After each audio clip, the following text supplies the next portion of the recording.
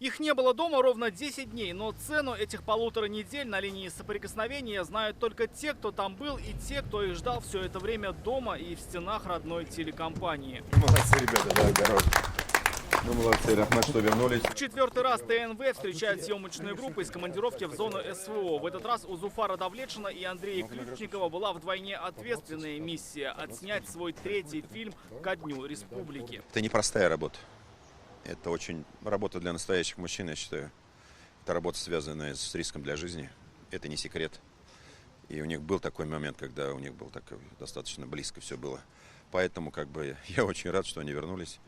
И для нас не существует ни первый раз, ни второй, ни третий, ни четвертый. Вот они 4-й раз. Для меня всегда как первый. Эти кадры говорят сами за себя. Во время вручения госнаград наши бойцы засекли расположение противника. На видео по опорнику работает установка «Град». Так много, это первый раз такой был, потому что там были какие-то одиночные такие вылеты, там, либо на перехват кого-то, либо уже какие-то системы реактивного огня, то есть запускали. То есть вдали мы это слышали, но чтобы так близко мы нет. Команда 7 дней – те, кто сами вызвались ездить на зону СВО, чтобы рассказывать о героизме наших бойцов. Это не последняя их командировка. В этот раз впервые с ребятами на Донбассе побывал водитель Марат Хафизов. За 10 дней они объехали ЛНР, ДНР и Запорожскую область. Кто его знает, сверху что может прилететь? И вот на небо не смотришь, если только сзади где-нибудь долбанет, то это газ до пола.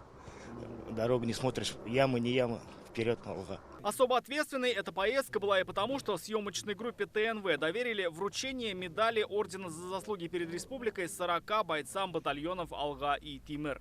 Приходит гуманитарка, да, это одно. А когда вот еще такое награждение, вот они все говорят, что нас не забывают, про нас помнят, там приезжают. Естественно, это ребятам очень радостно. 2 предыдущие картины ZV по итогам поездки нашей группы на СВО уже удостоены наград на международном фестивале короткометражного кино в Санкт-Петербурге и становились лауреатами на фестивале документального кино «Время героев» в Казани. Авторы Зуфар Давлетшин и Андрей Ключников получили республиканскую журналистскую награду «Хрустальное перо». Премьера 3-го фильма на нашем телеканале 30 августа.